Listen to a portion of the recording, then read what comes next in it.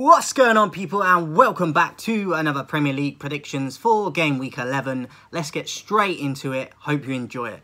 Starting off on Saturday then, half 12 kickoff, we've got Fulham versus Manchester United. I've gone for a narrow win for United in this one, but when I predicted it, it was before the Newcastle Carabao game last night, which was a dreadful performance from us. I'm not so confident now, but I'm going to stick with my original prediction with a United 2-1 away win, but I think it's pretty hopeful that that will happen. And a bit optimistic. I could see Fulham at least getting a draw or possibly winning that, but I'm going to have faith and hopefully we can get the 3 points, but it's going to take a lot. Half 12, I'm going to go 2-1 away to Manchester United.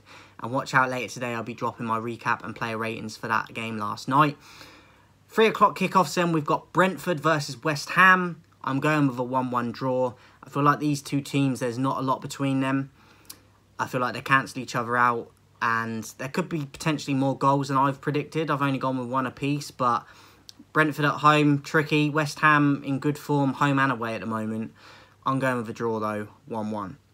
And obviously West Ham coming off that win last night against Arsenal in the Carabao, which I don't think a ton of people saw coming. So they got a huge bounce of confidence going into that one, even though they're away. Burnley versus Crystal Palace. I've actually gone with a draw in this one. I think Burnley might grab a point. They desperately need points. Palace, obviously Eze and Elise missing is my thoughts as to why they might not get the 3 points because they struggle for goals. But Burnley do ship a lot. So Palace could still potentially win it, but I feel like they lack the firepower at the moment. And Burnley being at home, they're desperate for points. I feel like they might grab a point in this one. I'm going to go 0-0 though. Everton versus Brighton. I've gone with a narrow away win to Brighton in this one, 1-0. Calvert-Lewin's starting to look like he's maybe hitting a little bit of form. But I still don't fully trust Everton. And I think Brighton, they've got a lot of quality.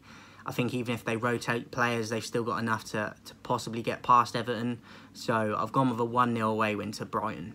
Manchester City versus Bournemouth. I don't see anything else other than 3 points to City in this one, if I'm honest. They'll get a clean sheet, even if they rotate and don't play a full-strength team. I'm going with a 4-0 win to City, and I think Haaland might get a hat-trick. Sheffield United versus Wolves, with an away win to Wolves in this one, 1-0. I feel like Sheffield obviously are the struggling team of the league, bottom of the league, shipping a ton of goals. So Wolves might even get more than one. Wouldn't be surprised if they do. But I feel like Wolves don't always score a ton. So I feel that they'll narrowly get this one. I'm going to go 1-0. And probably Hwang Hee-chan. And then half 5 on Saturday to round off the Saturday games. We've got Newcastle versus Arsenal at a kind of a chaser of the league up at the top of the table matchup here. And I think it'd be close. I think there'd be one goal in it. Actually gone with Arsenal to nick this one 2-1 away. But obviously losing to West Ham last night. Newcastle beating United. The confidence could swing to Newcastle. And it's at St James's Park, which with the fans behind them at home, they're a different prospect to the away games. Not to say that they're not bad away. They're very good away as well. But at home specifically, the crowd behind them and the confidence and just the relentlessness, pressing off the ball and the energy. Arsenal could struggle with that, but I've gone with Arsenal to narrowly grab this one 2-1. And into Sunday's games, we've got one at 2 o'clock. We've got Nottingham Forest versus Aston Villa.